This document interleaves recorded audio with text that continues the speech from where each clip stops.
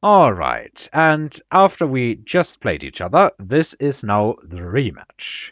My opponent going for Fang-Phoenix with Rhino Specialist, and I myself am looking at these boards and I see a couple good ones.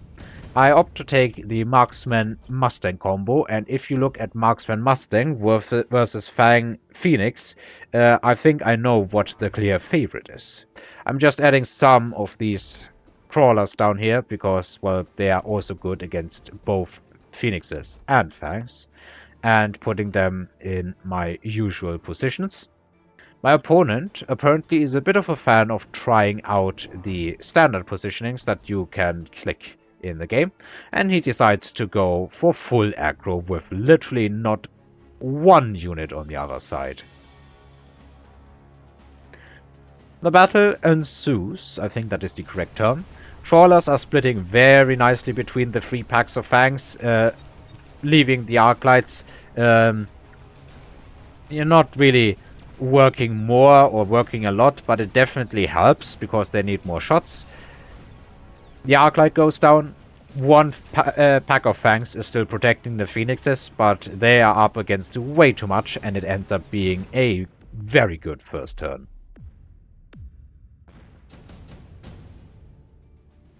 So, round number 2. I'm looking at these options and I'm thinking, no, nothing really here strikes me as good. There's nothing really good to kill for the Scorpion. The Rhino is just going to get countered by the Phoenixes. The Wasps will just run into the Fangs. And the Hacker, what's it really supposed to hack here? The Arclights? Some Fangs? In the end, I decide to go for the Scorpion. My opponent did the same. He's mass recruiting himself some chaff and an Arclight. And I'm looking at my money, and I think I decide to basically do something similar. I decide to just chaff out for a turn and get the board ready for the later stages of the game. Some Fangs, yeah, some crawlers here, some crawlers here, some Fangs. Oh, I put them here, okay. Usually I put them here as late chaff. I'm looking at the board now, and yeah. It is unfortunate that this Scorpion just instantly gets targeted by some Phoenixes, and the crawlers just run into the Arclight. I would have preferred them to be a bit further up, but unfortunately it does not work that way. My forces just get completely wiped here. Like, absolutely wiped. There is nothing good happening here. Even on this side. With the tower debuff, the Arclight is still going down, I think, because the tower debuff was... no, the tower was getting destroyed in the turn, or in the moment, basically, that the shot was still traveling, which means that by the time the shot hits, the tower degradation has already expired, and the shot once again does full damage. My opponent is going for some Arclights, and I'm looking at my money and thinking, what can I do here, because... this is actually a pretty good unit composition. I'm not sure what I am supposed to really pick against this.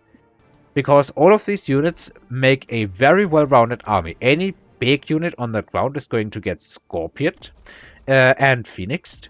If I try to go Overlords, I don't have the chaff clear to do that really. If I try to match Phoenixes, I don't like it because I already have Marksmen, but just dropping more Marksmen is not going to help chaff clear. I decide to take a Vulcan and basically try to rely on the Scorpion-Vulcan combo, though technically it's probably more a Vulcan Marksman plus Scorpion Mustang. Both pretty good unit compositions if they are played well. And that might just be the problem here. I'm putting it next to the Scorpion because I think that might have the biggest value. I'm also putting some crawlers here because my opponent is going aggro, so I take the liberty of distracting literally half of his Phoenixes. That's it. That's about the only good thing that's happening this turn, because it turns out that my army cannot hold a candle to his army in the front line. There still is some chaff here, and that is good and all. However, this side is pushing through, and the Phoenixes are returning. And there's nothing really to stop my, or nothing really to go for right now. The only marksman, the only viable anti-air is way too exposed here. The Phoenixes have already locked onto the Scorpion and taken it down, and the last remaining Fangs are not a problem for the Phoenixes. Well, that didn't work. Next turn. There is laser sights, there is incendiary bomb. Incendiary probably a good pick. It will destroy all the chaff, and chaff is annoying me right now. I do, however, think about the longer games. It's not that insanely many HP that I've lost, and he has barely lost any. So I'm putting it on some of these Mustangs, and I decide that I'm going to abandon this side. I don't really have much stock in it anyway.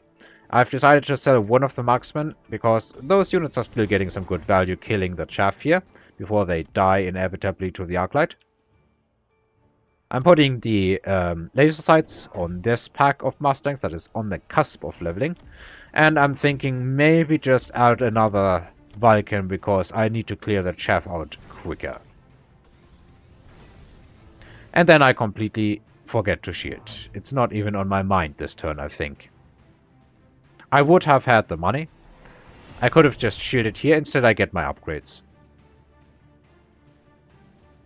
Now I'm up against leveled Phoenixes. A Rhino here, but I think he repositions it to here. A decent amount of chaff. And yeah, fire. My chaff gets evaporated. All that's left is a bunch of bare bones Vulcans and a Scorpion. And I guess some Mustangs here, which fortunately survived and leveled. But against this amount of punishment, they are not nearly enough. I'm losing this side before I'm losing this side, basically. Which is terrifying, and all of a sudden the game doesn't look like it's going to be all that much longer. Next turn. Smoke Bomb, Enhancement Module, Absorption Module. I think there's a case to be made for all of these. I'm taking the Enhancement Module because I can level that pack of Mustangs, put it on the Scorpion here, and yeah, that's a good amount of value, I think, for someone who was planning to abandon this side anyway. I'm looking at the board and I'm really worried because this might very well be the last turn. I'm thinking real hard about what to do. My opponent is just going, he's putting range on the Scorpions, he's adding 2 more Scorpions because, well, he knows that he can literally dominate my ground forces. I have 1,200 supply in the bank. And I was thinking about shielding this. And I'm gonna leave you to guess for the next couple of seconds what's going to happen. I'm still sitting on my money, still thinking my pretty head out what I can do. Well, I'm not that pretty anyway. I'm dropping another Vulcan and I'm dropping another Scorpion, hoping that I can rely on their combo. I'm getting range on the Scorpions, I'm staggering them, and I completely forgot to shield. So now my forces are in the smoke and it is terrible. There's just one word for it, terrible. Maybe horrifying is also a good word. Everything is going wrong. My units completely get evaporated. And despite quite literally dominating him in match number 1, I just completely get dominated in match number 2. Because, let's be realistic, I made some very poor decisions. Starting but not limited to not shielding against combat powers, despite the fact that since I'm only going for one side, I could literally just throw 2 shields down instead of 3 or maybe even 4, depending on the size of your unit setup.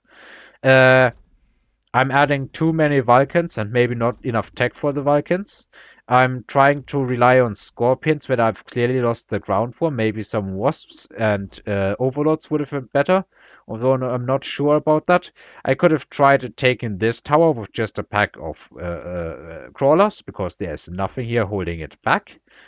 Same kind of with Wasps, although I'm not sure if they would win against the Phoenixes and beat the tower in time, let alone win against level 2 Phoenixes, I guess. There were many things that I could have done, and I was opting for a bad place. So, yeah. Well, these were 2 matches, and they were combined very balanced, although each of these matches was individually such a storm, it's not even pretty. Thank you everyone for watching my blunders and his blunders.